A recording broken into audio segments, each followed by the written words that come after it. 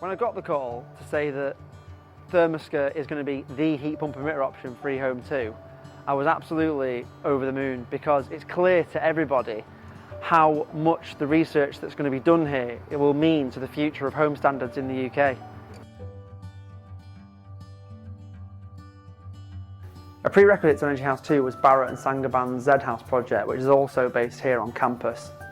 And basically in that project they had underfloor heating and radiators and ThermaSkirt, and all of those three technologies were tested separately but in conjunction with an air source heat pump, and that allowed Barratts and Saint Gobain and the University of Salford to evaluate which of those technologies was going to be the most suitable for testing behind these ridiculously big doors.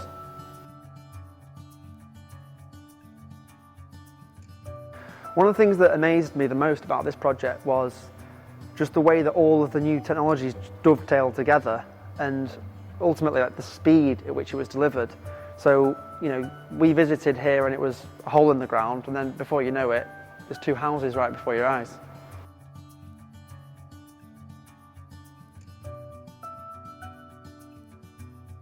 If projects like this are going to happen at scale, then they need to be delivered in like an efficient and timely manner. We worked really closely with Neil Stone and his team at RED, that's R-E-D-D, design, and what we did with him was we worked out a schedule that not only hit all the heat loads with as little skirting as possible, but we also put together a design that could be installed incredibly quickly. I think overall, when we did the install, University of Salford actually timed it. We did the full fit out of a 3-bedroom house in just under 10 hours. Now if you take into consideration that you've got to hang probably 8 radiators and you've got to fit around 100 metres of skirting boards, we've reduced the need for a plumber, we've reduced the need for a joiner decorator, and we've effectively shaved time off the construction programme. When it comes to testing heating products, rigorous real-life environments are absolutely critical. So what this chamber does is basically allows the University of Salford to play God, as you can see. We can make it windy, we can make it snow, we can make it -20, +40, and what that does is it basically allows heating companies like ours and the university to go way, way, way beyond mathematical theory and into actual practical real-life testing data. Given the results that we got at the Zed House, I am really, really looking forward to like the next 3 months of testing and to see what the ThermaSkirt can really do. So ThermaSkirt is an infrared radiant heater, so it does not rely on convection currents to move heat around the room, and that is why when you run on an air source heat pump, it's so efficient at actually making the space feel comfortable.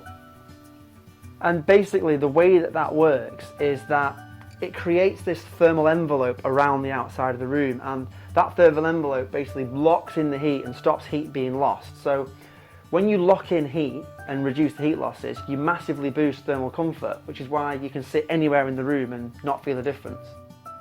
A lot of the data that we've got now shows that you can achieve the exact same levels of comfort even with the thermostat turned 2 or even 3 degrees lower than with radiators.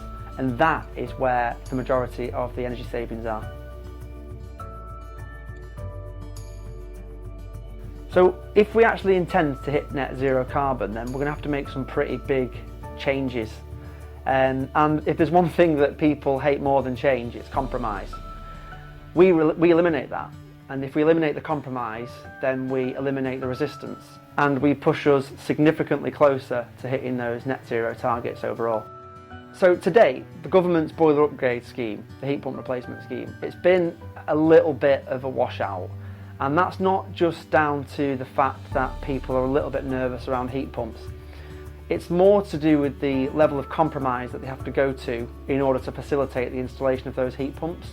So even if they want one, they then have to then make huge alterations to the house and compromise things like adding additional radiators and making them bigger. If you want the general public to welcome low carbon heating technologies with open arms, then you're going to have to combine it with additional practical advantages.